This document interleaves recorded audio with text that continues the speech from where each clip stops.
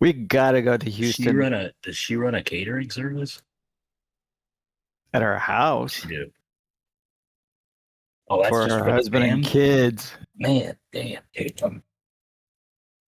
I gotta get Stacy to get a divorce. Oh my goodness.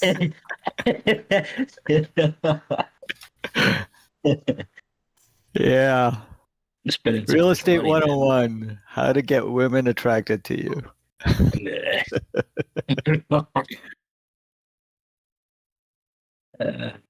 How's everybody Spending too much doing? money paying people to cook my food and Yeah.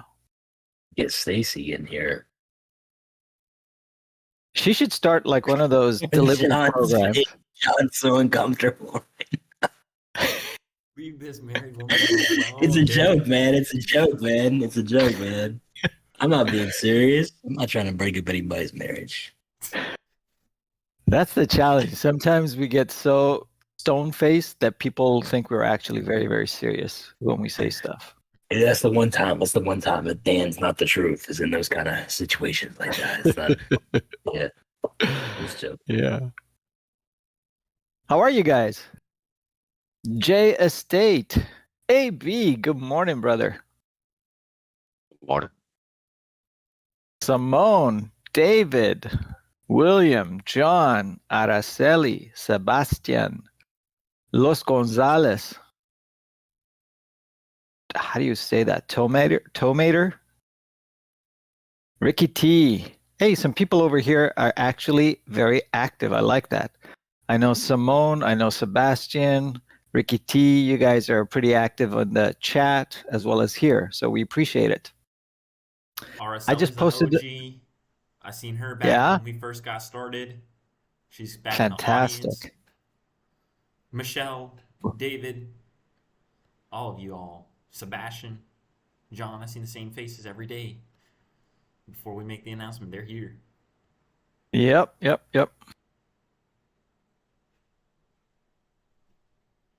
So I just posted a question in the chat. And I'm going to wait a little bit until the audience grows, but I'd love to hear people's opinion on this.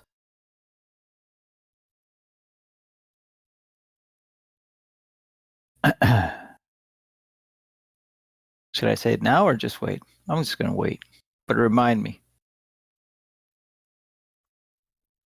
What are you guys here for? Are you guys here to just hear us chit-chatting? Or do you guys actually have deals, leads, questions, problems? Have you fallen back? Have you fallen down? Do you need help with any of that? How to get back up? How to get rejuvenated, restarted? Pansy, good morning.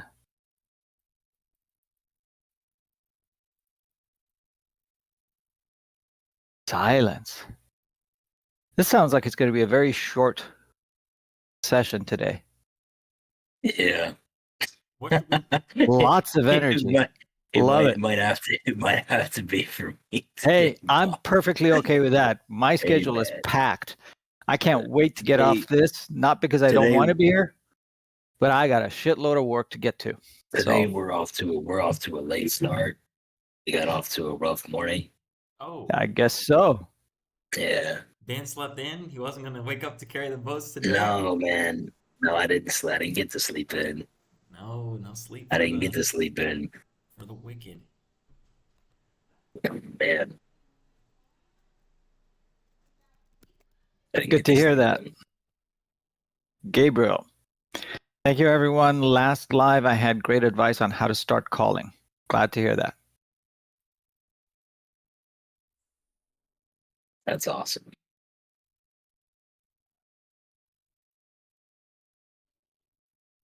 Thoughts about failed listings? No, absolutely not. I love failed listings. I have a call with a seller today where the listing pended twice but failed. Okay, you're working, no problem. So just type in whatever questions you have about it. So failed listings, when you say that it went into pending twice but failed, are you talking about, is it still listed? Is it still on market? And you want to know how to approach it? If that's the case, then my recommendation, I mean, John does this more than I do, but if I'm doing a call on that, I would want to gather information. I'd go, hey, this looks like a great property, Mr. or Miss Realtor. You're telling me that it failed twice. What happened? What was wrong? What went wrong? I Okay. hate realtors. So They that's never the want to tell you the truth. Yeah, they don't, because they'll say, oh, the buyers didn't qualify. That's going to be the number one answer that they're going to give. Buyer didn't qualify, had to back out. Oh, really? Okay. Why didn't they qualify? Was it, their income? She Was said it her the SMS house? her text blast reached the seller. So I would say talk to the seller. Don't even talk to an agent. Just talk straight to the seller. Listing failed in May. Okay, so it's off market now. Okay. Yeah. Perfect. So if that's the case, I would reach out and go, hey, I saw that your house was on the market, but apparently it didn't sell. I was wondering what happened, because I'm interested in buying it, and I'm wondering if you'd be open to still selling it. Okay, just open up the house. Old house needs work, 60K to 50K, then failed again at 30K. Okay, all right. So that they've gone down as low as 30. Okay, would you be open to selling it on terms? Okay, so we go after expired listings mainly for terms. Okay, we're still going to pitch them a low cash offer. Okay, but most of the times they're just disgusted with those leads, those types of offers. That's why they've taken it off. So we just go right into creative, and no one knows it better than this man right here. Mr. Rinse and Repeat. Here we go. You know what I was just thinking about? What were you just saying? Please. Listing agents and sellers, how rude that they don't know what REI Rev is, and that we have morning calls, and to keep me on the phone for the last 45 minutes knowing that I had a morning coffee call is extremely rude. And I think we're not doing a good enough job of getting the name out there that this is the biggest, best real estate community in the world. I think we should start off from now on our calls with them. Hey, my name is Bob Saday. I'm with REI Revolution, and I'm here to kick your ass and give me your house. She was just going on, and I appreciate the conversation. But listen, I have a morning call with my friends over here in REI Rev. I gotta go. Got to. There you go. Hey, you know what? That actually gives you and us, I guess, some credibility as well. Yeah, I've got a morning show that I host. That we go and answer all investors and all real estate questions. So people come to us to get their questions answered. So how can I help you? I brought it up this morning. She was like, "So how do you do with the the inspection? Do you have like boots on the ground here, or how do you?" And I was like, "I'm actually a part of a real estate community of over 12,000 people. And whenever I need boots on the ground, I just tag where I need boots on the ground. I usually get 3 or 4 people." She's like, "Wow, that's really impressive." And I was like, "Yeah, Discord/REI Rev. I don't even know what it is. Is that what it is? I don't even know what it is." /REI Rev. What I told her. Awesome. Cool. Enough about me. I apologize. No. Well, I'm glad you can make it. Check AB out. I've closed 10 plus deals and still have no VAs. Love it. That's how it should be. What's that Brent Daniels rule of thumb? Making 30K a month, 3 months in a row, and then you can think about getting a VA.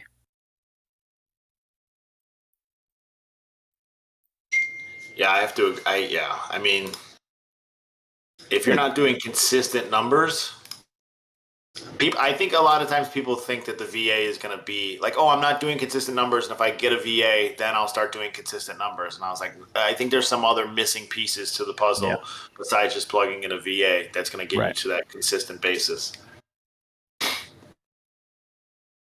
I was actually listening to Brent Daniels this morning, and he brought up a few good points that I'd forgotten. He always brings them up. And one of them was, this is a skill. calling people, talking to people is a skill that everybody needs to learn and become great at. Yeah, I know. Dan loves it. I just think it's funny that people think that like VAs are like gonna change, like The add answer. something in magical to their business. And I'm like, dude, every employee that you add to your business really just causes more problems. Like they don't really like at the end of the day, it just all it does is it just allows you to give, you're exchanging a little bit of like, I think of every employee as I'm kind of sort of what if it's especially someone that's doing a job that I used to do, I kind of think about it as like I'm sacrificing a little bit of quality so I can do more volume so I can get more time in exchange.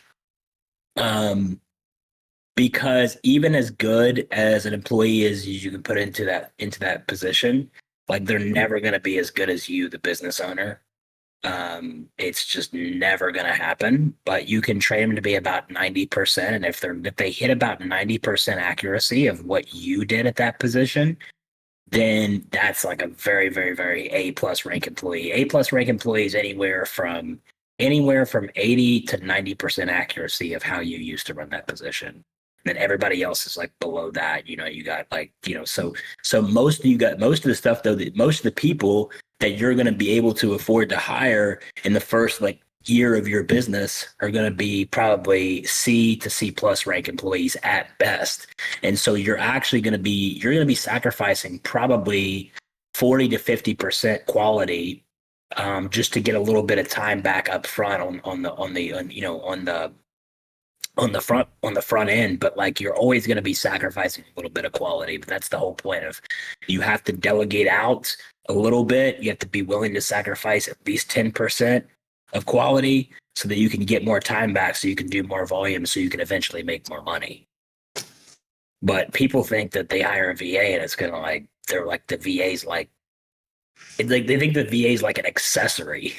Right. Like they're gonna put this they're gonna put this it's like adding some new graphics card into your computer, and I'm like, it's not really the equivalent. It's like it's not like it creates some magical thing that you don't have in your business. Like they're just an employee, and they're going to do their job, hopefully 80 to 90% accuracy of what you can do their job at.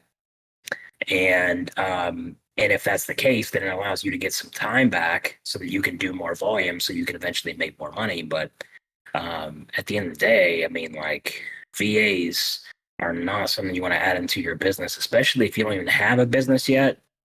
I mean, like I just don't know. I just don't know what it is that what you're hoping to get out of that. I think a lot of people are just confused. They hear that term, they hear people that are successful have VAs.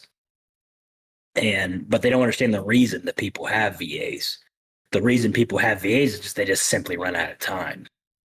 They have to throw somebody in that position so that they can continue to do more.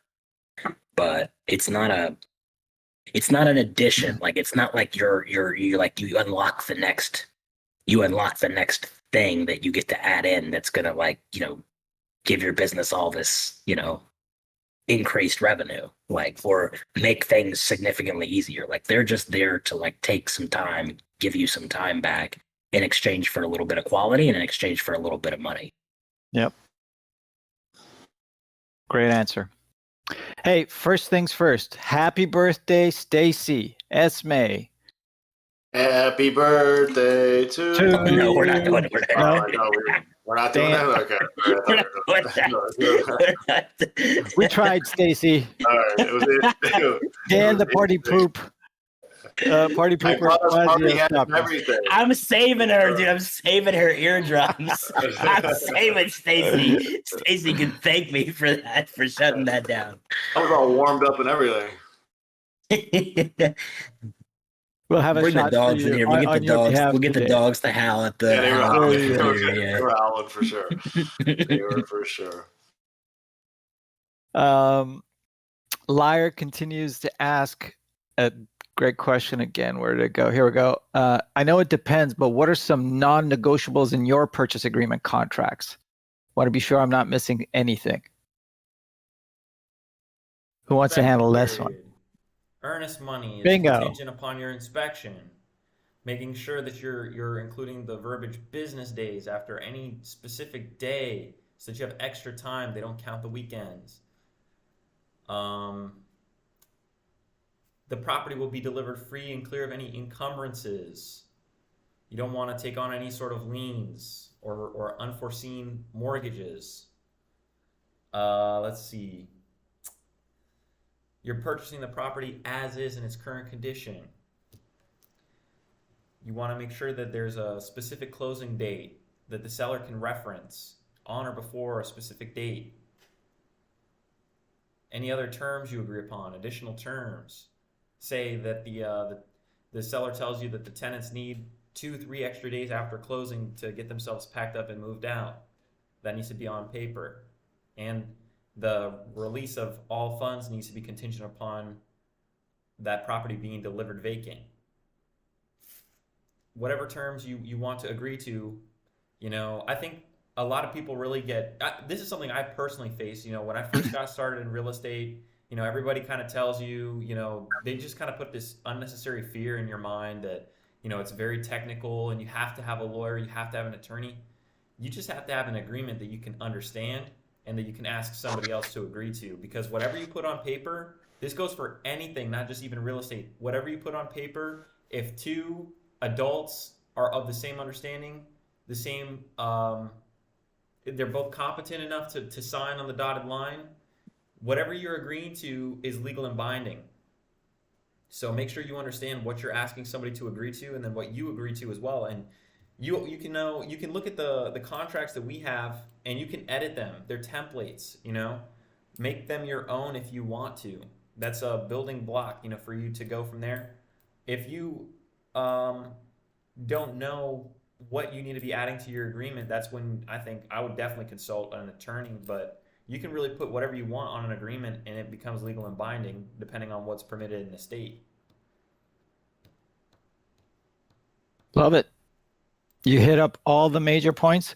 For me, the other one, excuse me, is to make sure that it says that we can, we both mutually agree that during the inspection period, I have the right to get the EMD back for whatever reason if I want to cancel the contract during the inspection period, okay, without having to get the seller's approval, okay? So that's very important for me, especially as a Gator lender.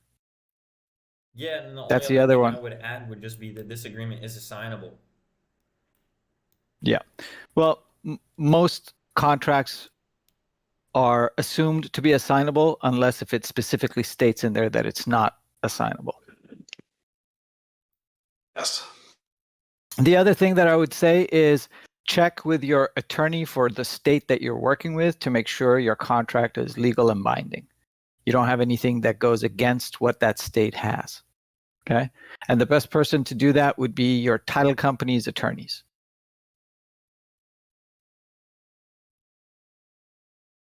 But good question. Jay, I have a property under contract with a JV partner. I'm having trouble finding a buyer.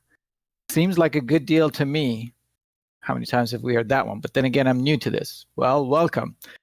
My first question to you is, if you have a JV partner on this, what is that JV partner doing? Okay. If you're both in acquisitions, okay, you don't, what do you need a JV partner for? You can go find your own deals. Okay. But so you guys need to divide up the business into different parts: acquisitions, disposition. Okay. Those are the two main ones. So if you're going and finding the properties, you need a JV partner that, number one, has more experience than you, especially if you're new, okay? And number two, that they are the ones who are responsible for finding the buyers. So when you go to your JV partner, you go, hey, I've got this lead that I'm going to put under contract. Do you have buyers for it? You can work together so that you know that you're putting the property under contract with good terms, good price, all of that fun stuff. You guys are laughing, so I know I'm missing something, but do you guys have anything else to add to that? I'm not laughing. No, I wasn't laughing. No, I think a lot of people misinterpret like JVing Like, or they're too willing to accept a JV partner. Like anybody JV, and they don't even do it. Like, who is this JV partner? Are they equally as qualified? Like, if I'm brand new and I'm JVing with somebody else who is brand new, what are we? It's the blind leading the blind over here. What do we do? How are we? What resources are we pulling together in order to get this deal to the finish line? We don't have resources. We're brand new. So I think it's very important to be JVing with somebody who is bringing something to the table that you don't have, whether that's experience, whether that's time, whether that's resources, whatever it is. But yes, I think is the JV agreement needs to make sense. I definitely agree, Matt. And anytime that you're offering to joint venture with somebody, you have to be able to provide some sort of value. Like if you can't bring a buyer, what's the point of you JVing with that person? Because if you go and you bring it to somebody else, you know, Yep. you're not really fulfilling your part of the agreement. You're just kind of connecting the dots, and that's cool too. Maybe somebody can break you off some bread, but it's not really like you're earning that 50% commission or whatever it is that you've negotiated for yourself. The other part is, again, if you're new, do not JV with another new investor. Okay. Yeah, for what? You got your JV partner needs to be adding value. Okay. You need to be learning from them. So go find someone who's done 5, 10, 20 lead deals. Go get an AB, a Dan, a Matt, a John. Okay. Don't go for Dan. Dan doesn't want any. Besides, he's not in real estate anyways. Bob, we're gonna say that so much, Dan. Just one day won't show You up can anymore. contact you can contact one of my managers, talk to them, but I don't, that's up to them. Ooh, now, we truthfully. could be like a Karen. We can tell Dan, I want to speak to your manager. Or as That's Eduardo really put, that's up to them if they would want to do that. So, if Yeah, or if- if you want to JV at my company, you got to go through them. It's not really up to me. I'm not going to put something on their plate that they don't want to deal with, and so it's going to be that's their decision ultimately. yeah, or as Eduardo puts them, his minions. You can contact one of Dan's minions.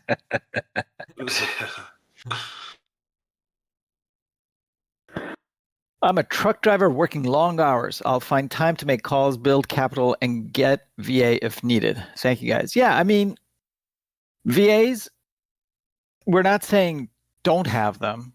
We're saying that they have a time and a place. Okay, so if you're a truck driver working long hours and there's no way that you're going to be able to make phone calls, if you're working till like 8, 9 o'clock at night, you're working 12 to 16-hour shifts, yeah, it's going to be kind of difficult finding buyers, sellers at the right time. So yeah, VAs would make sense. It's just that, like Dan was saying, VAs are not as, they're not a magic wand. They're not your magic crystals. Okay, they are going to have issues. All their leads aren't going to be great. You are going to have challenges with them too. So you got to be careful with that. Yeah, and it's just like we always talk about too, like people plug stuff in too early into their career. Yeah. So it's like plugging something in that you like they're doing something that you don't fully understand how to do yourself yet because you're brand new. So you're not familiar with making those phone calls. You don't know how to listen to their phone calls and know if they're doing something correct or not correct or how to get your conversions up and things like that. So it's really tough. I think it's always utilizing your resources that you have available to you. So if you're working 12 to 14-hour shifts, you don't have time as a resource. So you need to outsource that maybe to somebody else who has time. You have money, so you can pay for a VA, you can pay for these things, but make sure you're in a position to where you at least understand the process of what they're doing so you can, assist. Because they're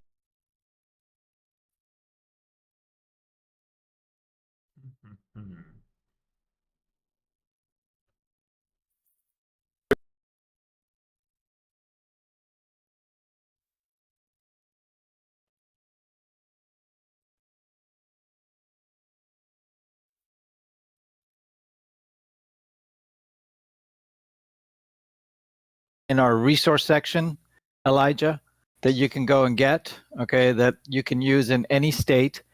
highly recommend that you have your attorney check it out to confirm everything, but that's one. Okay. We have that, right, John? In the resources? I apologize. My Discord wholesaling crashed. I contract. only caught the tail end of that.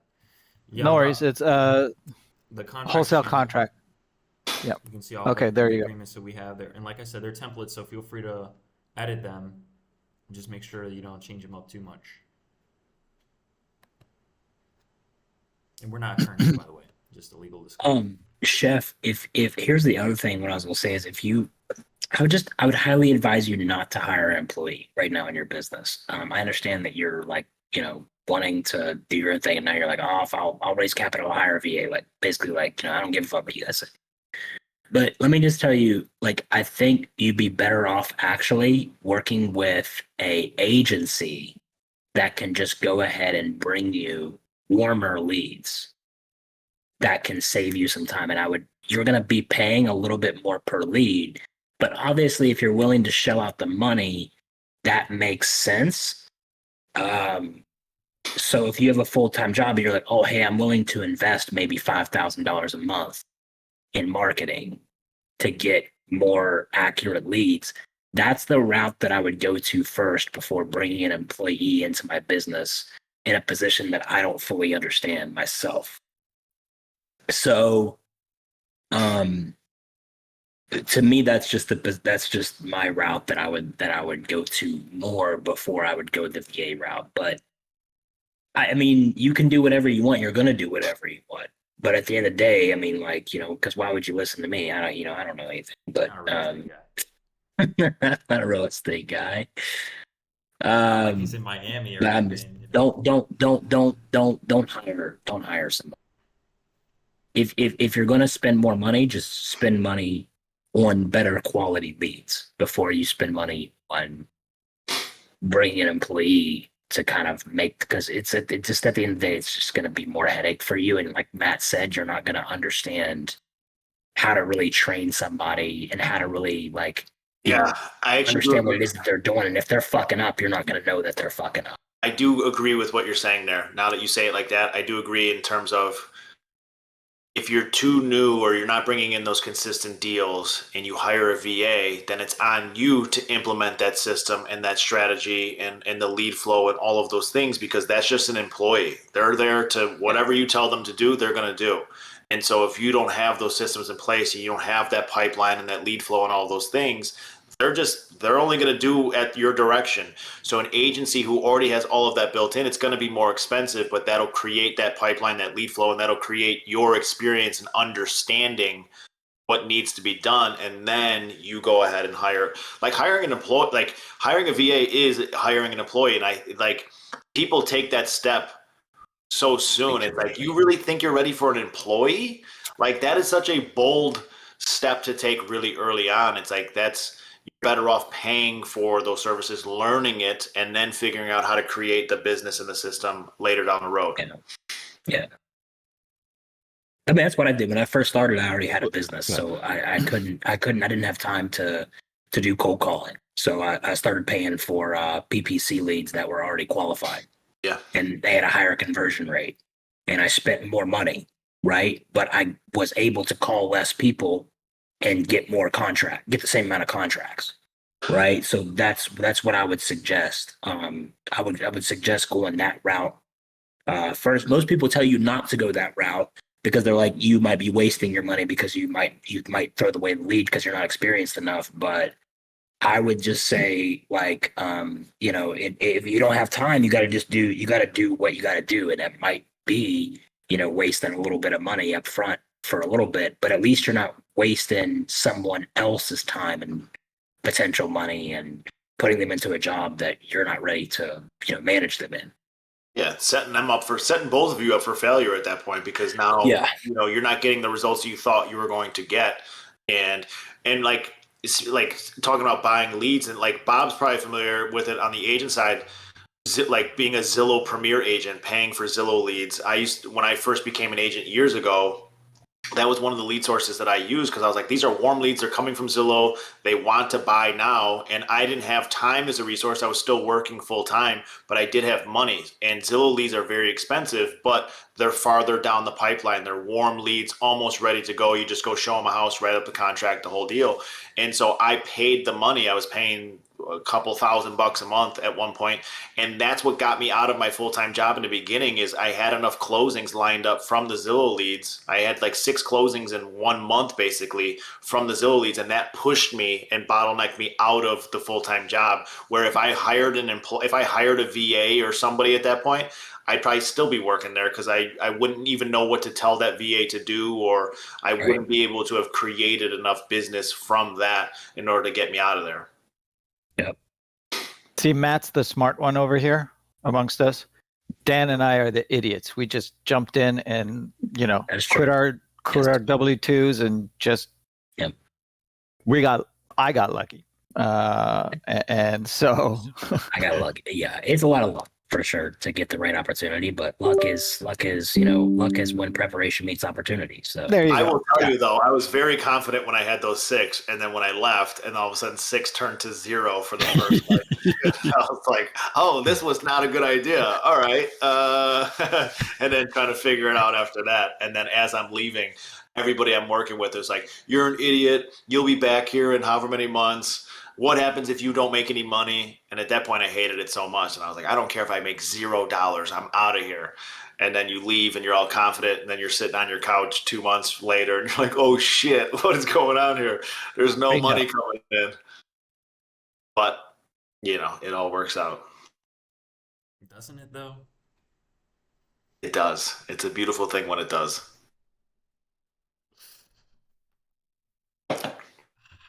All right. We had some good questions on the side chat too. What software do you guys recommend? I gave my 2 cents on that. If you're starting accordion folders or Google spreadsheets, don't spend any money. Don't waste time thinking about CRMs and stuff like that at the beginning. Shiny object syndrome, man. I would say that's just as bad as like the VA thing. Like, should I hire a VA? Like, it's just like, what CRM? Like, again, it's like you think that, oh, if I figure out the CRM, if I get the perfect CRM, I'm going to be rich. I'm going to figure out this business. I'm going to figure out this thing. And it's like, give anybody that's doing this at a high capacity a Google spreadsheet and they'll still be able to get deals done.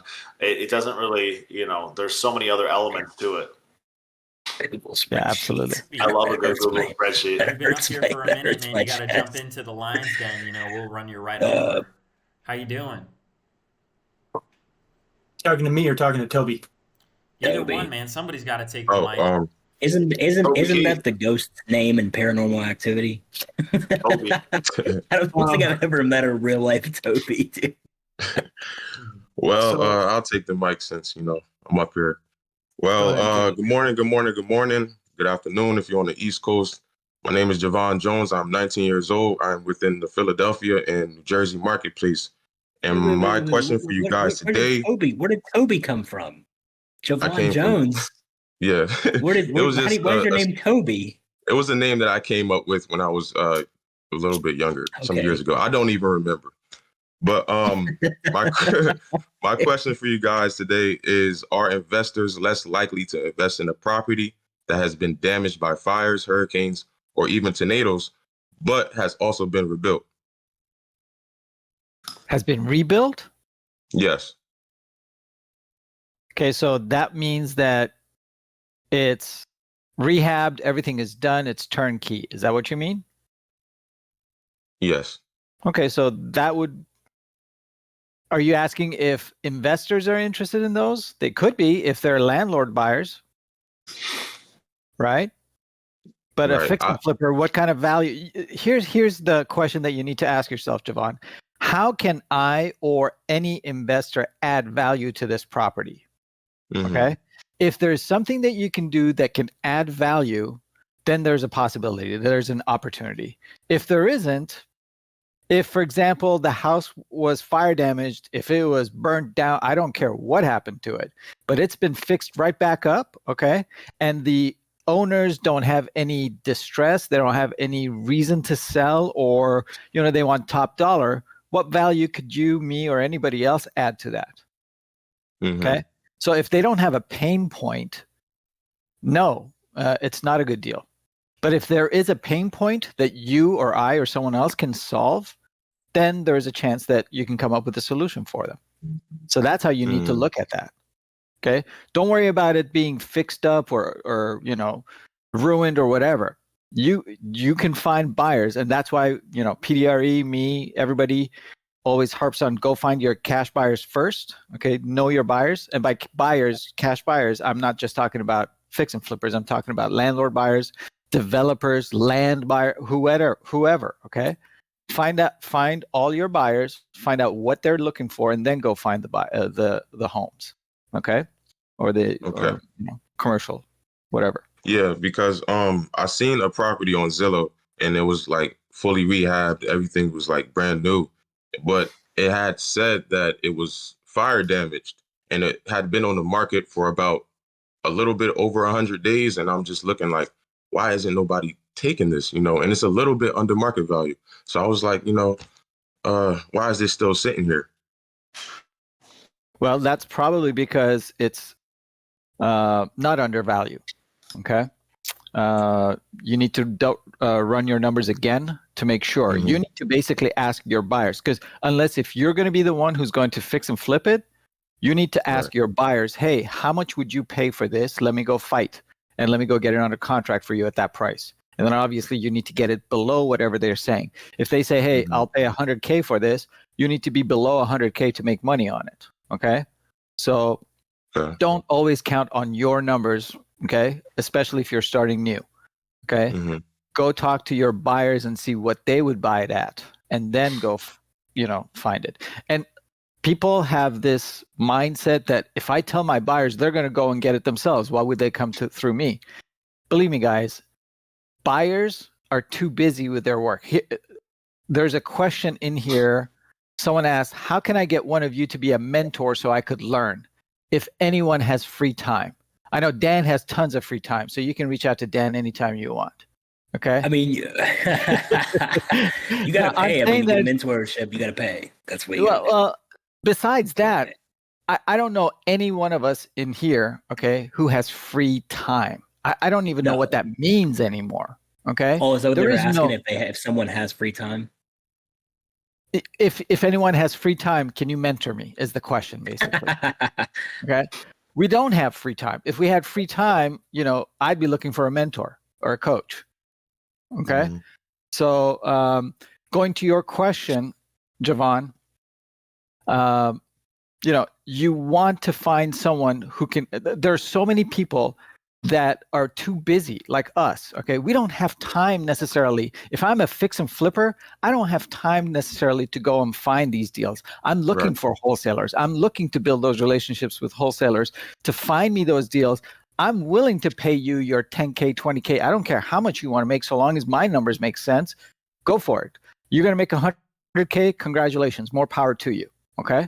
Those are the types of buyers you want to find. Okay. And the only way you're going to do that is by making call after call after call after call. Make sense? Definitely. I appreciate the advice. Thank you for your time. You said your name was Giovanni? Oh, no, Javon. Javon. I just want to say, man, I just wanted to give you your flowers because you came up here with great energy and you had a great presentation and introduction of yourself, man. That's very good. Thank you, sir. Appreciate that. And if you ever want your biceps to grow, go talk to Savion. Someone said biceps? Who said biceps? Nobody said biceps. Nobody did. Nobody. Absolutely nobody did. Taylor, our guy. What's going on, brother? Hey, what's going on? I just got a bunch of new buyers that I wanted to email blast out some properties, and I got notified that some of my emails were being sent or were going directly into the junk/spam folder from my REI reply account. So someone suggested that I try to use MailChimp and I just got a notification that I guess I'm might be in violation of their acceptable use policy. So I guess I'm just wondering what you guys use for like mass email blasts, and maybe if there's like specific parameters that need to be utilized in order for that to not get flagged or go directly into spam junk. What are you So- mass emailing out? Yeah, that's where I was heading to.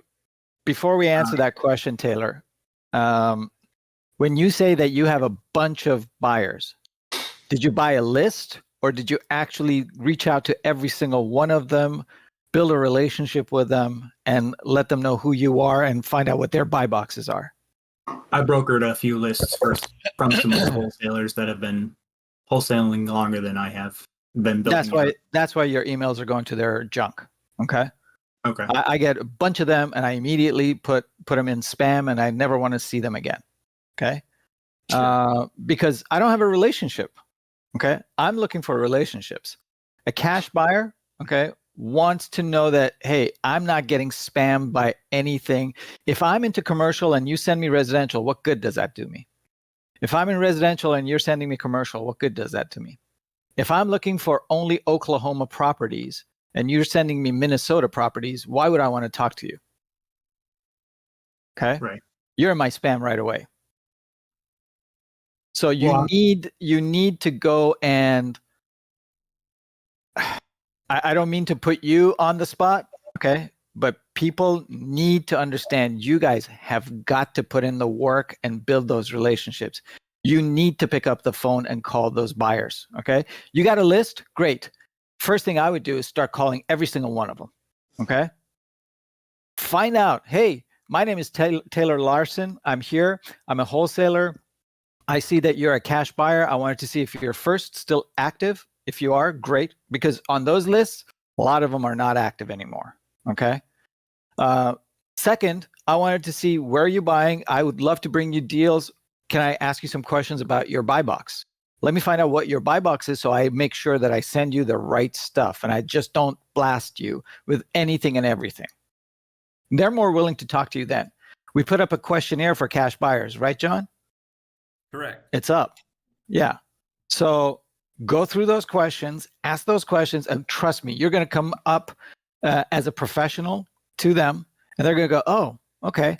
And then the last thing you tell them is, hey, please put my name, phone number, and email address, okay, in your VIP list or whatever, okay, or take me out of your spam so that whenever I send you a deal, you know that it's a deal because I know your buy box and you're going to look at it, okay? It won't go to your spam. You're not going to miss out on the deals that I'm going to send you. Well, one quick question about this same topic, if you guys don't mind, I just want to add on. What if you create like an email sequence that first is kind of like almost like a nurturing sequence? If you're trying to go for the mass marketing approach, would that work? Like email sequence where, okay, first you're introducing yourself, then maybe a Google form or a job form that's getting their buy boxes, their market, their whatever condition, all those things, and then start sending them deals once you have that information. Because, if you're mass marketing to 10,000 cash buyers, right, and let's say you're doing it alone, you don't have a team, then would this be a better approach? I would say try it if you want. Okay. I personally don't like that approach myself. Again, I personally would rather build rapport with my buyers. Okay. So I would rather send it to 30 to 40 people, okay, than 5,000. If you want to mass email it, okay, if your 30 or 40 people are not interested, you probably don't have a deal, number one. And if you still feel strong that you do have a deal and you want to send it out to more people, okay, great. Go for it. You might want to partner up with a John Johnson or someone like that who has access to, let's say, Investor Lift. Okay, they can mass email it for you. You don't need to do that. Okay, but if you still want to continue that route, try it. See how it goes. I can just tell you based on my experience what I think has worked. Thank you. That was just an add-on question, but hey, my name is God. I had a separate question. Thanks, guys, for taking this. But I know Dan's a huge fan of the buying the PPC leads, right? From iSpeed to lead, or there's a few that these guys are. God. Shit. I don't. I don't really know. I don't really know how to answer that question at the moment. Right now, it's a sticky situation for me. Okay. I'm sorry. Listen, I've been out of the group for a while, so I just popped in today. I'm sorry. It's Haven't seen you in a while. Yeah, That's good. Welcome back, man. Yeah, Sorry to I mean, interrupt. I am. Few trades. I don't mean to do this, but I wasn't finished with my question, so I'm gonna stop you there. Oh, I'm I sorry. like that. I like Hey, that. I like that. Oh, that. I like that. I like that. That's what I'm talking about. Go ahead. Go Pulling ahead, a man. Savion That's what I'm move. talking about. All right, so Bob, I Yes, sir. understand what you're saying. I actually had some conflicting advice. Originally, I intended on messaging out to those buyers, saying almost exactly that. Just, Mm-hmm. hey, I'm a wholesaler and wanted to know if you're still active. Wanted to know if you're still interested in purchasing more properties. And I was advised that why would you want to get multiple emails when you can just look at the deal and move forward that way? So just kind of say that, but at the same time, send them an actual property. So I said, I think my email was, actually, I can pull it up.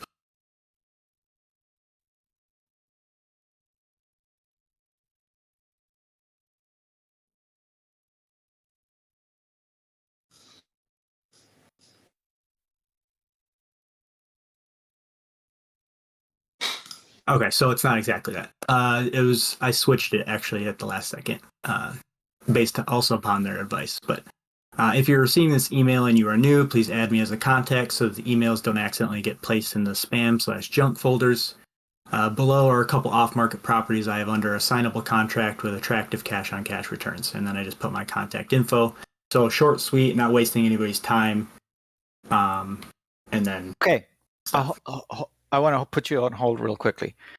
Sure. Matt, if you receive an email like that, what do you do? I'm not. I don't. Yeah. You know how many of those I get? Don't throw me into this.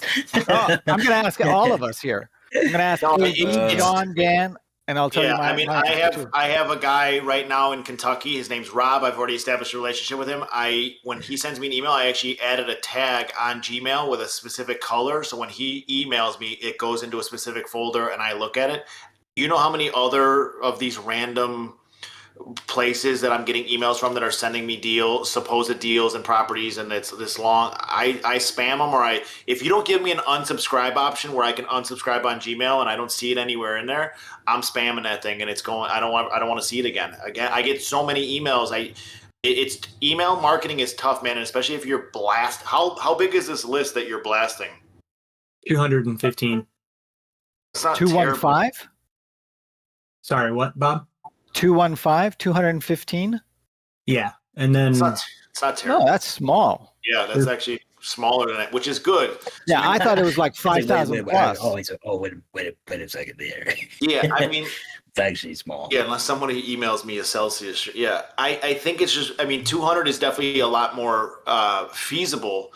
But I do think that maybe there's a better way, like if you could get these people on a phone call or establish some sort of relationship with them and give an opportunity to where, again, like where's this list from? I know it's from another wholesaler or from wherever, but it's like you might not be sending them things. And again, email marketing is tough. You got to warm up your email. There's so many different things that can happen to get I had one with Go High Level for the longest time where I was doing emailing on the real estate side, and all of my emails were going to spam. I had to hire this guy off Fiverr, and we had to spend like 3 straight days doing all of this stuff to get my account out of spam. And there's just so many things that can happen. And so warming up an account is huge. Having people subscribe or opt in to your emails originally helps, adding as contacts, but sending a cold email and asking them to add you to their contacts if they want, like, it's just tough. I spam it right away for the most part. I feel bad, I guess. I don't feel bad. I'm not going to lie. I don't feel bad, but I don't feel bad. No, I don't feel bad.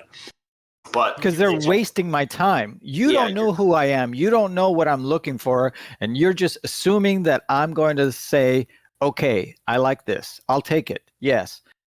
Maybe some people will. I'm sorry. I just don't have the time to do that. Okay.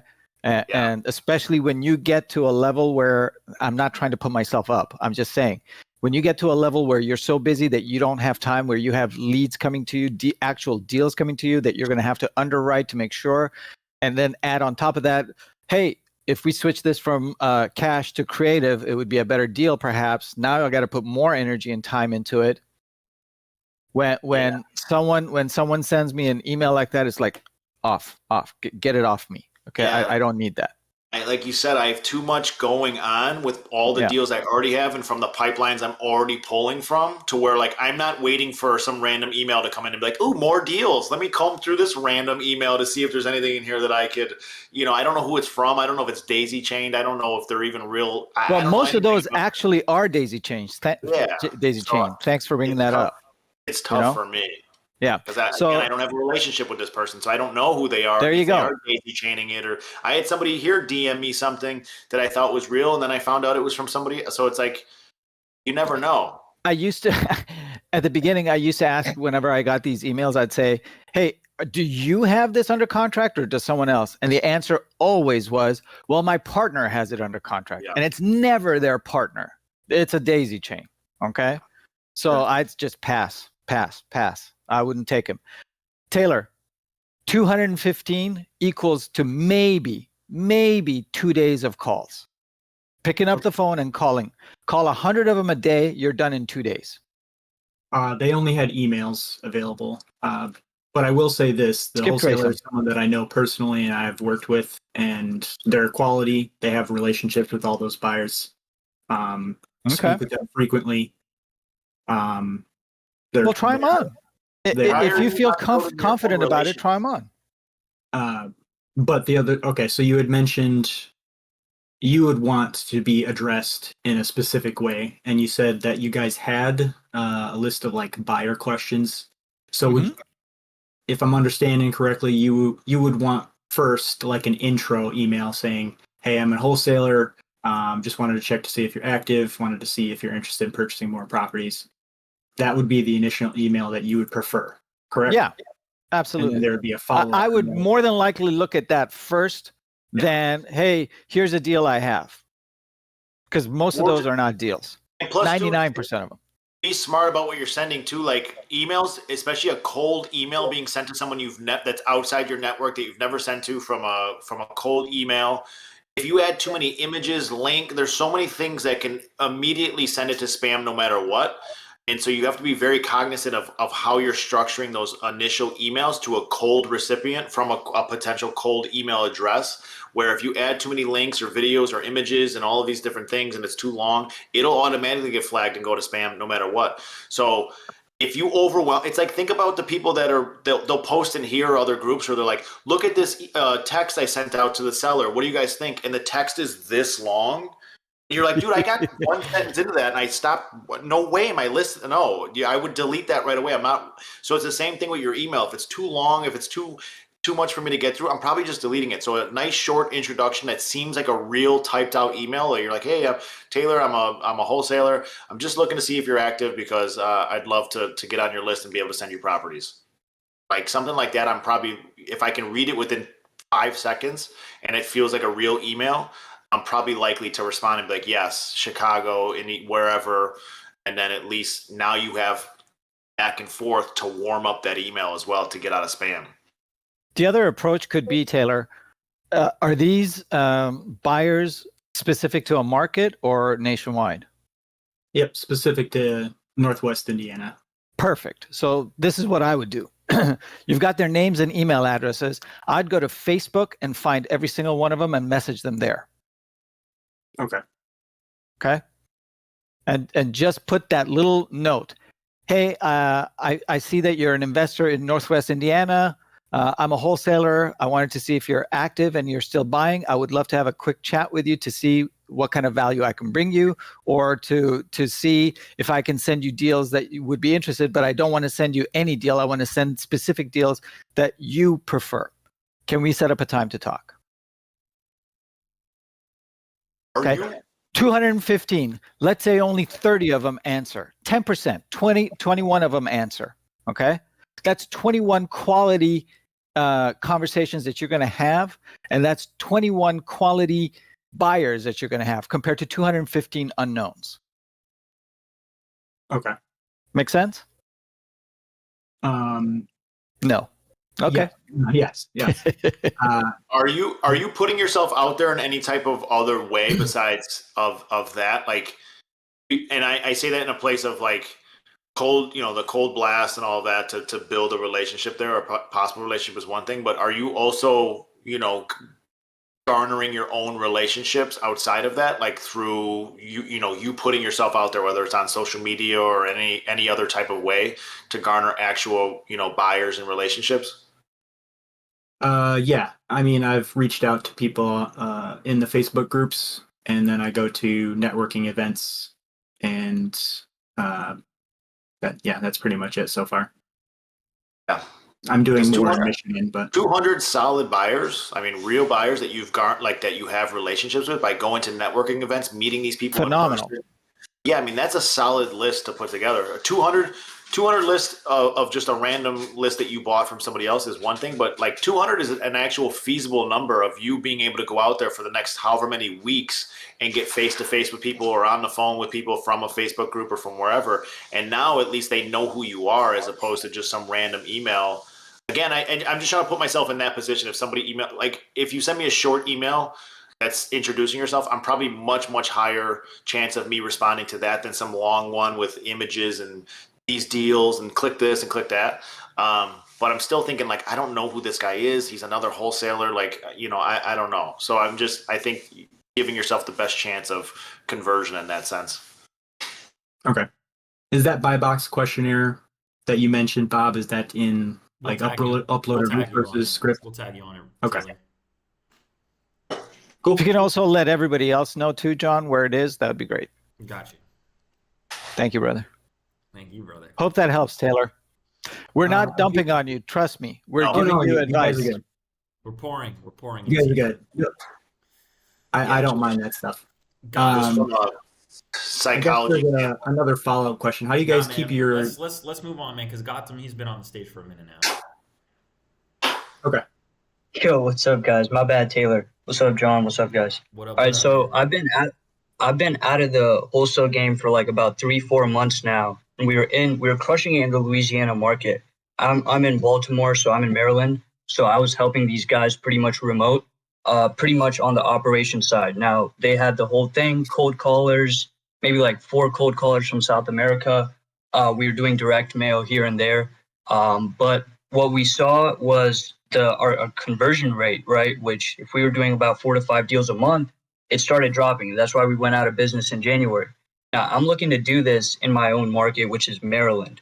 Now, I don't know what's changed in the past 3 to 4 months in terms of sourcing your data, because, in my, from looking at this business, the 2 most important things the most important thing is just quality data at the beginning, so that you're actually talking to quality people who are then, more likely to sell their house.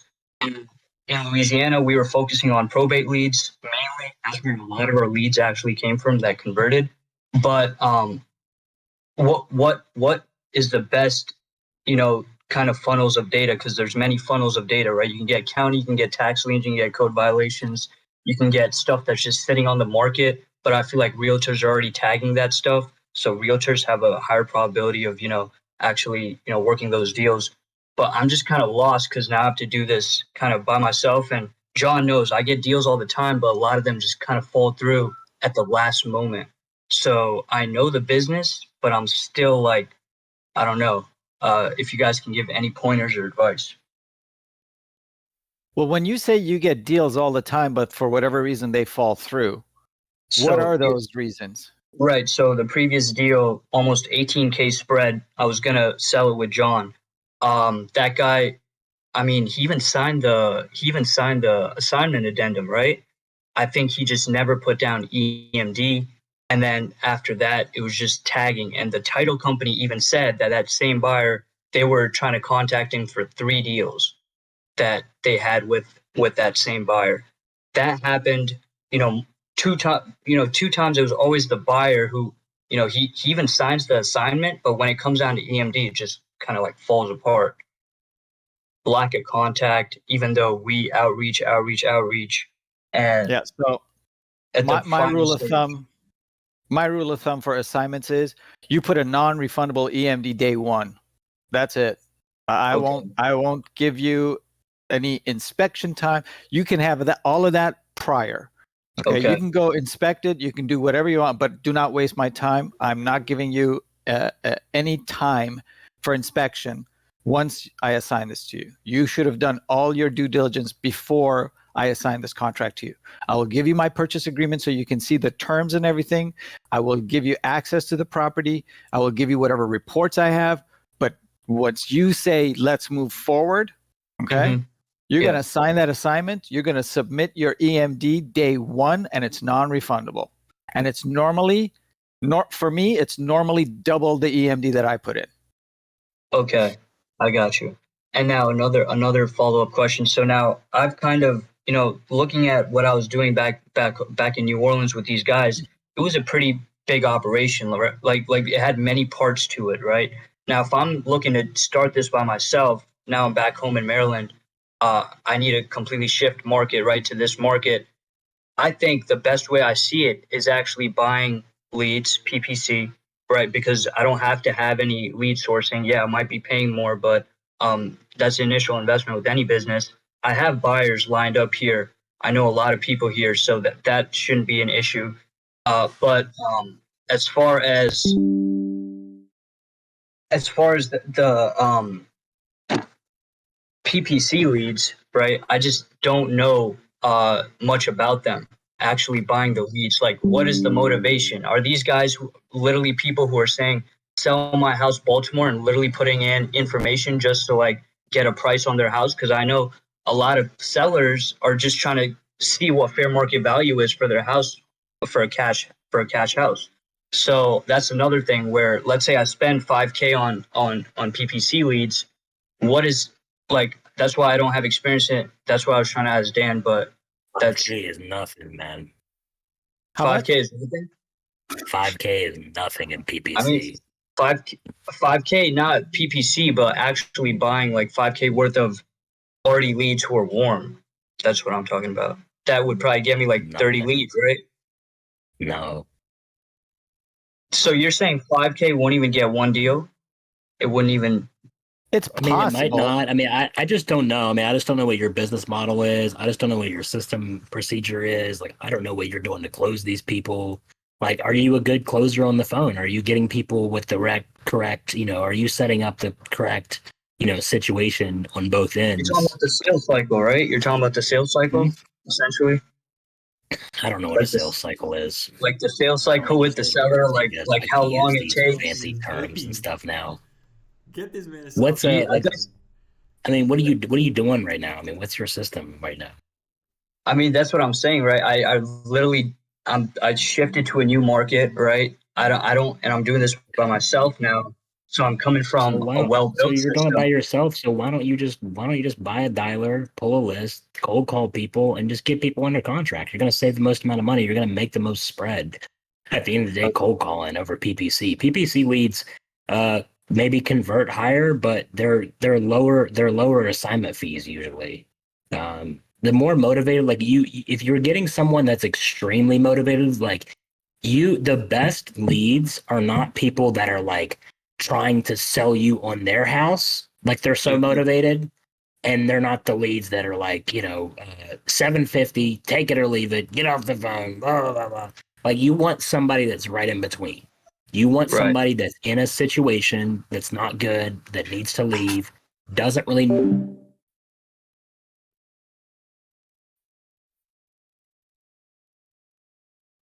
to $20,000 to $25,000 price situation of your MAO. That's going to be your best lead. Those are the leads that are going to make you the most money with the most spreads. The people that you have to get on the phone with, build a strong relationship with, and get them to come down to the price that you need to go to. Like, those people are going to be your best situation. But to get the best spreads right now and to make the most amount of money, just buy a dialer and just start cold calling people when you're in that market. If that's what you want to do, if you're going to hit one market, but PPC, it just doesn't make sense to do one local market. It just doesn't make sense. If you're going Okay. PPC, you need to do nationwide. And if you're going to be spending an ad budget, you want an ad budget of probably around 15 to 20,000 right now. Right. And I'm not even talking about running my own PPC campaigns. I'm more so talking about going to these guys, like the companies, like, okay. I just don't think it's worth it. I just don't think it's Okay. worth it for you right now. You know what I mean? Okay. Like, it's just not going to make sense. I mean, there's plenty of companies out there that are doing their PPC stuff, that are like, hey, I'll partner up with you. You put down a down payment and we'll draw certain, leads for you. There's a company that does that. I think they're called Direct to Deals. I don't know if you've ever heard of them, but they do that. You can look them up. They have a pretty high conversion rate and they're doing pretty well right now. But I mean, at the end of the day, I'm telling you, you're just gonna get better overall results if you just buy a dialer and just start cold calling. I know it's not. Yeah, and okay, as far as the data, right? Do you think that county list, like anything that comes directly from the county, is still going to have the highest conversion rate? Because buying these third party, I don't know. I mean, most people I know who are doing lists, they're buying the lists usually. I mean, there's a guy who didn't Josh Chan just make a video yesterday of somebody who's making I know Josh. Yeah, he's making 7 figures a month right now, or 7 figures a year from cold calling and pulling data off time. Yeah, so and they just talked about him on Josh Chan just talked about him on his story yesterday. I mean, third party data skip tracers are still, they're still doing it. People are still making money doing that. I mean, it's more about your system and it's more about who you're talking to and setting the correct expectations over the phone and setting the correct expectations to the buyers. And right. Yeah. I think some of you guys, you're overcomplicating wholesaling. Like, you try to overcomplicate it for yourselves. It's really the easiest process it is. You're right. It is very easy. It's the easiest way to make money. And a lot of you guys are overcomplicating. Oh, well, what email list should I tell my buyers, or how to get my buyers list into the email box and not end up in spam? And should I buy PPC? And should I do this? And should I do that? It's like, just call people. God damn. Like, some of you guys try to overcomplicate the whole process not to make some money. Like, you guys are trying to build some technicality space when most of you guys haven't even really done any money yet. You know what I mean? Like, so, I mean, just fucking get as simple as possible and make money for a while. Like, I mean, seriously, like, it's really not that fucking difficult. Like, wholesaling is so stupidly easy. Like, the product already exists in the condition that it's already in. All you have to do is just get it negotiated for the right price. And guess what? Your customer already exists. You don't even have to create an avatar or create somebody. Like, they already are there, right? You just have to go find them and just basically ask them what price they would buy the property at and just give it to them at that price, and you make the money in between. Like, there's no other way that you can do that in any other industry and make the kind of money that you guys can make. Is the easiest fucking thing you can do to make money, like that's available in wholesaling. Like, no other industry can you make $20,000 on one transaction by having a product that's already there and giving it to someone that already exists, that already wants it. Well, Dan, I'm seeing in the side chat, Mo Jig4L says it's easy for you because you know what you're doing. Well, I mean, that's why you need to how complicated do you want the process, man? I mean, as easy for me because I know what I'm doing. I mean, what is it? What aspects of what it is that I'm doing do I know? I mean, overall. I mean, yeah. Do I know what I'm doing with the whole entire process? Yeah, it's easy for me to make more money, but the process itself, I'm telling you right now, you're not going to get any fucking easier than this. I don't just own a wholesaling company. I own companies in multiple industries and different industries. And I'll tell you that my easiest industry is wholesaling. That the concept is the most simple. To do it by yourself is the most simple. And you can easily make 6 figures a year. It's the only industry where you can easily make 6 figures a year on your own and not have a whole bunch of crazy shit But like when you start to get into where you're actually creating the own product and you're insuring the product and you're doing all these things, and you're gonna tell me that this is difficult? Come on, man. Like, I mean, this is the easiest one to really do. Like, you're not. There's no other way you're gonna make $20,000 off of one transaction in anything else. Hey So, Dan, you know, how much do you bench? 315. What you say, 315. 315. Yeah. All right. Let's say 315. Were you able to Yeah. bench 315 from the day one? No, I'm not. I'm No. not strong. I'm not naturally strong at all. No, I mean, the point is, obviously, I'm not picking on Dan. I'm just trying to make a point that everybody starts at some point, okay? I mean, if you were doing bicep curls or whatever, John Johnson, bicep curling, probably 60, 70 pounds right now. Bodybuilding is way more difficult than wholesaling. I'll tell you that right now. Bodybuilding No. is way more difficult than wholesaling. Point is, when you're beginning, you're going to be weak. You're gonna need to take step by step. You're not going to jump into benching 315. So wouldn't you agree then, Bob, that the objective would be to keep it as simple as possible? Absolutely. So that you don't overcomplicate the process because you all don't know how to overcomplicate it. So it's like the people that jump into working out that start doing creatine and start doing the supplement pills and start doing all this shit, when it's like they really just need to fucking eat a lot of food, get in the gym, lift heavy weight, and go home and sleep. That's all you got to do. That's it. Exactly right. Exactly right. Same thing with wholesaling. It's not that difficult. Wholesaling is 3 parts: reaching out to people who are in distress, okay, putting the property under contract, negotiations, and then dispoing it. That's it. That's all this business is about, okay? Just these 3 parts, okay? Now, each one of these can be broken down, sure. And that's what's holding a lot of people back, is that they look at it and they go, they create a monster out of each piece of this, okay? Which it's not, okay? Instead of putting their head down and just doing the work, most people will go, well, what about this? What about that? What do I do when I get to here? How am I supposed to answer this? Where do I find title company that works with me? And all of these questions, okay? And all of them are valid, but you don't need to worry about any of them. You just need to put your head down and take step 1 action. That's it, okay? And that's why we're here every fucking morning for you guys, so that when you are about to get to step 2 and have a question and you're like, oh shit, I didn't know what to do about this. Hey, let me raise my hand up.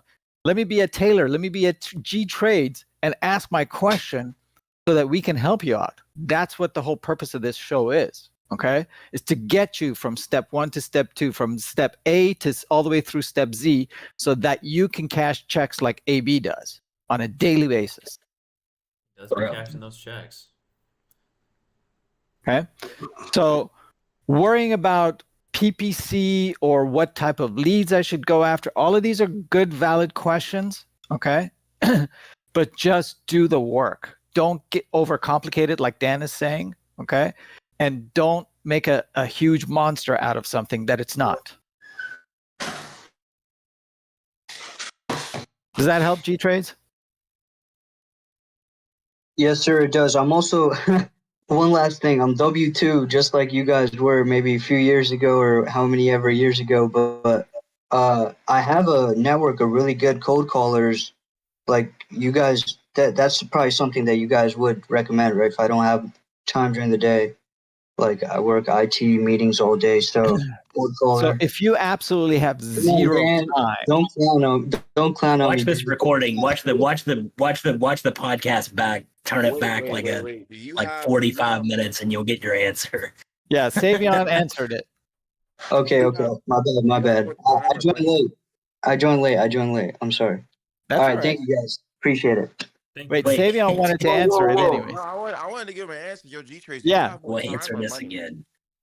What is it? Do you have more time, or do you think you have more money? Come on, brother. I was in the mentorship field. I know where this is leading. Oh, you already know the answer. You already know the answer. So therefore, just apply it. You know what I'm saying? Yeah. If I were you, if you're on a W-2 like I am, dude, just do SMS. Yeah, and then get them qualified and then get them on the phone. Yeah. Yo, one last thing real quick. if you guys see this guy on IG, do not follow his bullshit. Section 8 Kareem, complete scam. Does the guy? Yeah, don't fuck with him. Just FYI. Section 8 Kareem. Section 8 Kareem. What is it? That's the 19-year-old kid, right? That does Section 8 or something. Oh, come on, please.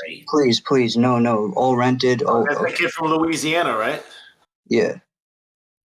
I mean, it's just, you know.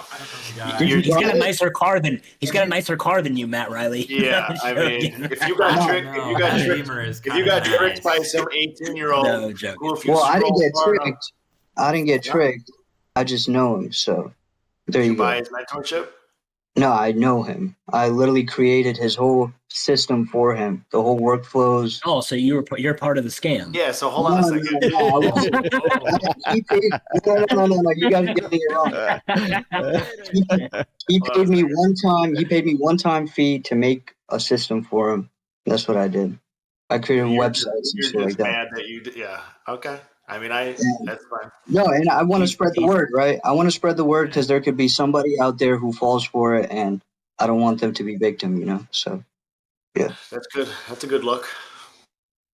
Hey, Supreme John asked a question to everyone on stage. Are you sending LOIs for contracts, or do you send contracts to the ones you're most serious about?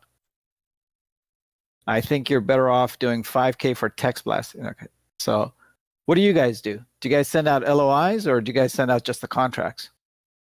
I mean, I do a mix. Yeah, but I mean, my contracts are all, I have them in dot loop, and they're all auto filled for the most part. And I have to plug in like 5 different things, and then I can send it out real quick. I can send out a contract as quick as I can send out an LOI.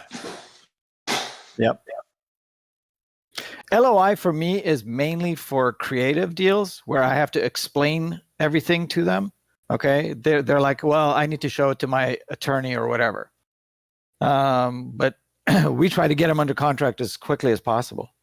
So LOI is just a time waster, in my opinion, quite honestly. I mean, I'll send it if I have to, but I'd rather get on the phone with the attorney and the seller at the same time and explain everything, and then say, okay, where should I send the contract to? Yeah, I do a lot of on market too, and agents are idiots. Send me something so I can show my client. Yeah, and they don't understand LOIs, especially like a residential agent. Yeah. They've never really seen an LOI. They don't know what it is. And so if you send it to them, they're going to be like, oh, yeah, this is a scam. This is not a – so you got to send them a real contract to actually show and present. And then if you send them an LOI, they can just claim that it's not a real offer and they'll never present it. So it's just – Correct. Yeah, it's a whole deal.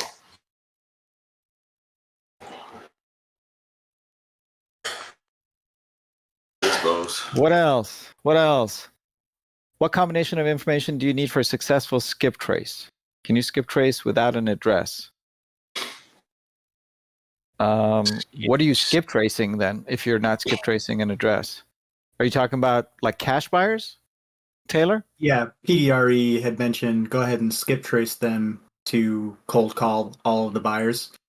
So I think he's talking about like places like truepeoplesearch.com, where you can go put in the name, their city, and it'll pull up, their information. A little further down, he answered it with just saying, like, go ahead and just Google them if you don't have the address. Okay. PDRE is smarter than me, so listen to him.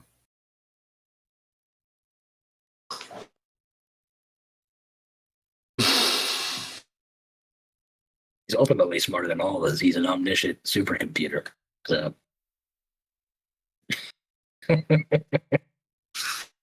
What are your thoughts on FSBO, especially those listed for over 100 days? That's for AB and AB only, pretty much.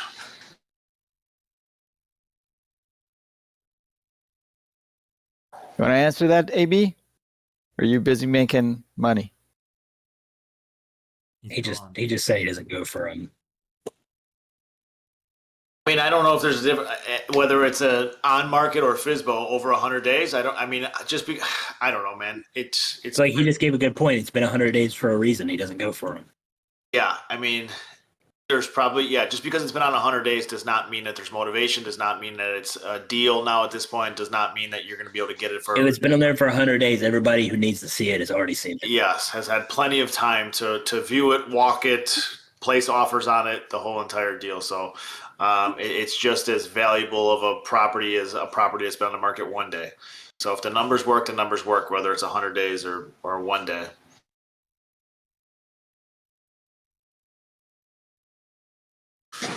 All right. I don't like that. Are we done for today, boys? Yeah, I'm hungry. You're hungry, man? You gonna get Hey. some calories, man? Who's gonna hungry get today. some calories? I want some I was calories. on the phone before I got off. I didn't have a chance to eat, so now I'm hungry. He woke up. I got on a the phone. question for everybody here, How do brother eat? for the audience mainly. I want to know, what do you guys think? What do you look for in a mentor? When I say mentor or mentorship, okay, what pops into your head? What are your expectations of a mentor? Patience. Interesting. Eesh. There you go. Patience. Don't ever hire me. Is that Don't ever Portuguese? hire me, man. Patience. Someone who a guides me with question. whatever I'm doing. Yeah. I think you guys got a completely wrong idea of what. Don't say mentor anything. even I want to is. hear them first, Dan. I want to Okay. hear them spill their guts first. Because we all have our instincts and premonitions and, our prejudgments. But I want to hear what they say. Example setter. Ooh. Someone to point me in the right direction when I'm stuck. Constructive criticism.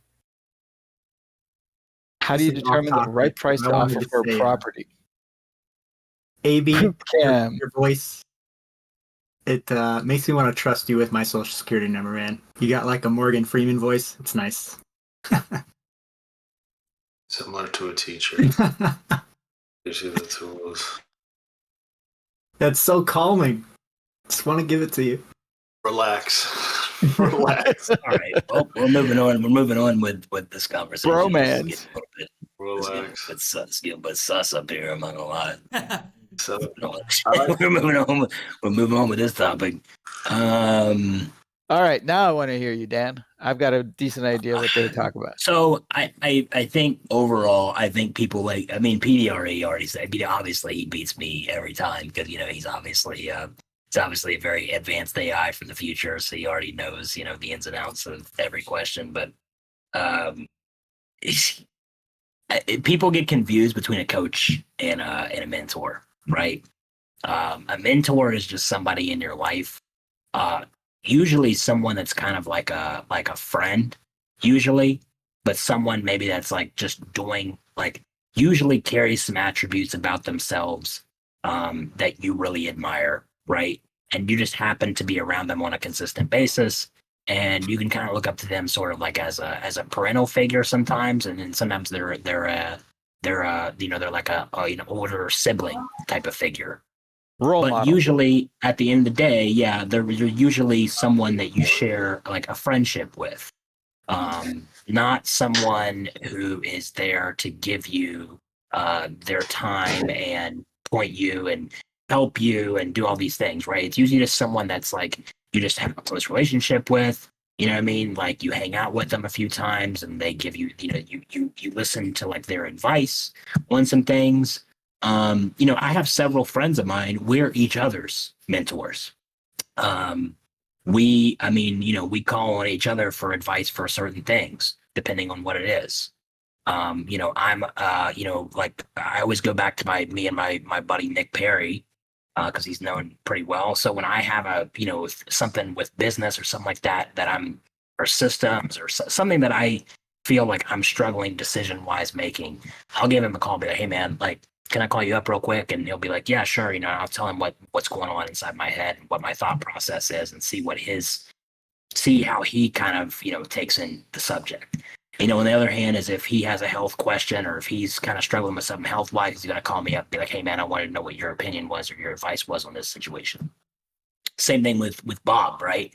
Like if I have a question about something that's going on with a creative finance situation, I look to Bob as sort of like as a creative financial solutions mentor to myself. But me and Bob are friends at the end of the day. Bob's not my coach that I've paid to teach me how to do creative finance. I reach out, hey Bob, man, if you got time, can you look over something to help me out with this real quick? I got a just quick question. But I would do the same for Bob if he had a question for me that I could help benefit him with, right? So it goes back and forth in those situations. I have friends of mine that are married, that have been married for a long time. I value and I respect their relationship with their wife. If I have relationship issues, I call them, see what their advice is, because I look to them as like a mentor in my relationship world. But I don't have any of those people in my life. They're not coaches. I don't pay them.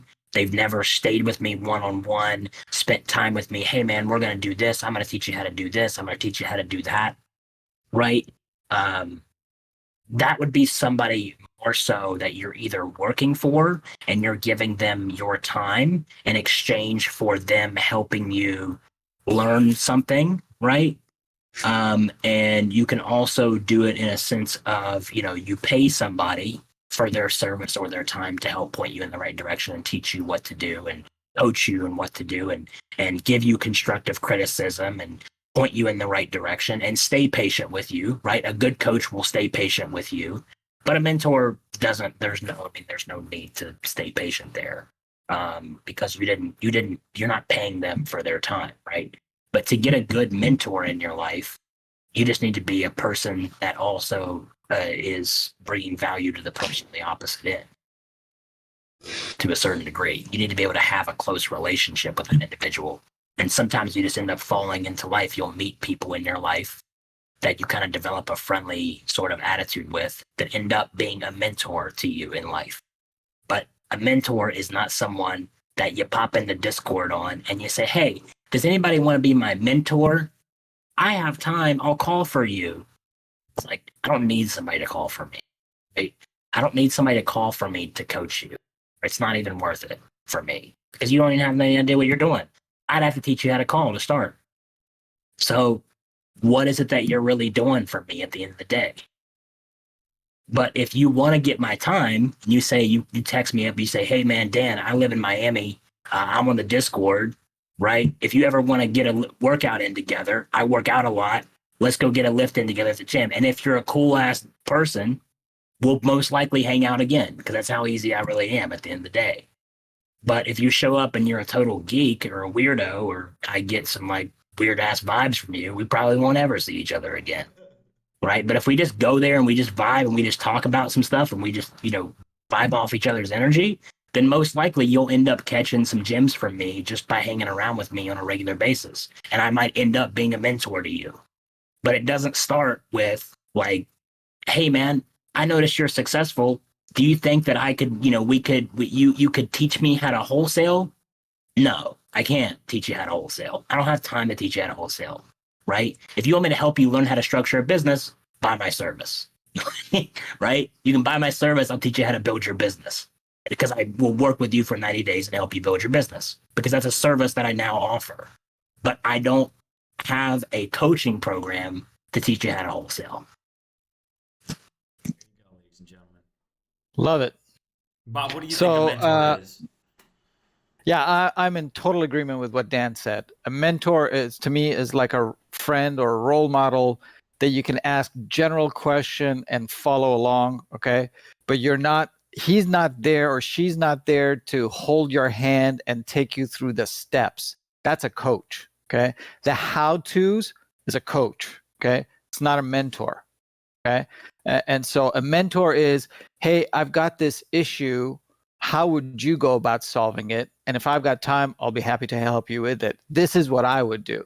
I'm not giving you instructions. This is A, B, C, D. I'm not doing that as a mentor, okay? But as a coach, hey, what's the best blank service? Or how do you go about finding your leads? Or how do you negotiate? Or how do you find your cash buyers? That's a coach's job. Okay. They're showing you how to do steps and follow those steps properly, perhaps even motivating you. Okay. But the rest falls all on your shoulders, whether you're going to do it or not. A mentor doesn't give a crap. I mean, they do, but if you follow their advice, great. They're probably more incentivized to help you more further. If you don't and you keep coming back, they're going to block you out. Okay. They're not going to listen to you anymore. So to me, that's what a mentor is. Okay. And I have plenty of mentors, some of them on this stage. So that's what a mentor is. I'm honored. I'm glad that you are one of them. Mocha Drake asked a question. Appreciate it. Do you all consider yourselves mentors or coaches to us? That's up What to do you guys you. think? Yeah. That's up to you as the individual. Do you consider us to be a mentor by listening to us talk up here? Right? I mean, that's up to you. But do I consider myself to be a mentor by getting up here and just shooting the shit for an hour? No, I don't. Personally, I'm just talking. You know what I mean? Like I'm just answering questions. So the whole purpose of us again being here, the whole purpose of us being up here is to give our time to you guys so that you guys can ask your questions. Okay, if you're stuck somewhere, ask it. I have a friend of mine who runs a really successful bodybuilding channel. He's been doing it now for almost 10 years on YouTube, and he pumps out a lot of educational content. And he's been doing it now for a long time, and it's free. Every content that he posts up that people can watch is for free. And he has a whole segment called Ask Dave, where you can submit your questions to him, and he'll answer them live on the show. He'll answer as many as he can get to live on the show for like 35 or 45 minutes. And a lot of people, when they're first starting out and they can't afford to have a coach, a lot of people consider him to be their coach. They feel like he's a coach to them because he kind of taught them about the basics and what to do and how to do, everything that they're kind of learning. And they can even submit questions and ask him and he'll answer them live on the show. So, a lot of people do consider that to be like a free coaching hour for them, right? So they consider him as like he's like their coach, right? But they've never paid him for his coaching services. So the side chat is going crazy right now. Oh God. But so that's really, but that goes back to what I'm saying is like, I've been watching, Dave's show for forever since he started the channel, and me and Dave are just friends. I don't consider him to be a coach, maybe a mentor to me to some degree, in certain aspects of my life. But his show to me was just more for entertainment. Maybe I'll catch a thing here or there. But to some people, that channel is like their coach. So it's up to you to decide what it is that you think this is, this time that we're up here talking to you guys, what it is to you. If you consider us to be mentors and you like coming in here because you consider this to be like a free mentorship for you, you know what I mean? Then by all means, I get that. I respect that if this is like a free, coaching segment for you. But it's not intended. It's just intended to be more of a, how can we help? But overall, I don't think we have a specific of like, we're here to be mentors or coaches. We're just giving you guys, overall brief overview of our experiences exactly to you. So however you decide to take that is up to you. Yeah, and I think that's why we always encourage, like, this can be whatever you want it to be, and that's why we've asked, like, polls. That's why we've asked, like, what do you want this to be, and whether it's coaching or mentor, whatever it is. That's why we always, come up on stage, ask your questions. Like, this is a 1 to 1.5 hour of whatever it needs to be for today, for the week, whatever you want it to be. It's really, we're up here and in control, but at the same time, the audience is in control of the direction as well of what you want this. What do you want the outcome of this to be? Specific questions, overall questions, general questions, business questions, whatever it is at that point. So I think that's important. How did you all meet? Good question. We were all part of Mile High Group, and that's where we met. John, oh God, John John's too doesn't young know. sometimes, man. Too young sometimes. I haven't had Google the it, pleasure brother. to meet. I haven't had the pleasure to meet anybody up on this stage. I know Dan and John have met and hung out. Y'all we trying met- to meet up? My birthday's coming up. We were talking about that last night. You know, my birthday's coming up. I was thinking maybe we could get a little meetup going. REI Rev meetup to celebrate. We're not going to my house ever again. We're not meeting up at my house ever again. One person at a time, man. One person at a time. I'd be down to go to either Atlanta. That'd be cool. Yeah, I think Atlanta would be cool. I would be down to go to Phoenix. Would be Franklin, cool. Tennessee. Franklin, Tennessee. You got extra room for there? You there for me, Matt? Dude, I heard Franklin's dope. I don't know if you guys have ever been, but it's really cool. It's really cool there. You guys should definitely go. We should definitely do a meetup there. It's the next Vegas, is what I hear. Yeah, for sure. Got a nice backyard. We'll kind of all hang out in. It's nice, man. Shoot guns. You can shoot some guns out there. We got Somebody a said nice guns. big old. Got the guns. Nobody said guns. No. Say guns. I think. I thought you think said gums. Gums. Yeah, we got some gum.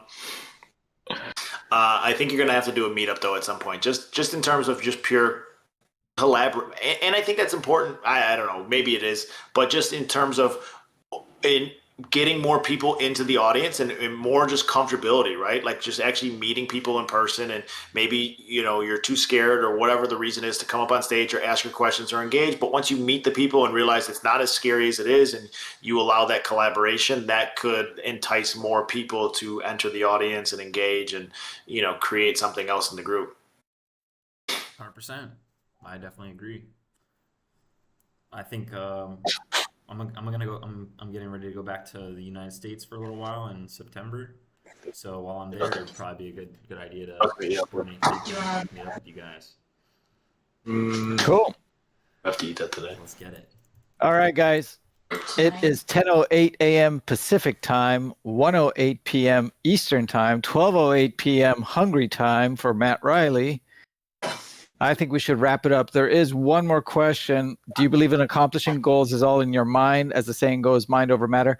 Hey, Stewie, if you don't mind coming up tomorrow and asking that question, I would love to be able to delve into that. But I'm afraid I got to jump off. I don't know if the rest of you guys want to answer that, but it was a pleasure being here with you guys. Let's kick it off tomorrow with that What one. are we answering? Thank you, Bob. Do you believe Appreciate accomplishing you. goals is all in your mind, or as the saying says, mind over matter? That's the question. All right, gents. It was a pleasure. See you guys tomorrow. Take care.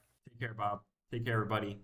Ladies and gentlemen, if you have not already, please consider inviting somebody you think will benefit from being in proximity with us. Send them that link, discord.gg. Subscribe to our YouTube channel at REI Revolution and on Instagram at REI Revolution as well. And please invite somebody to come and join us for the live show. We'll catch y'all on the next one.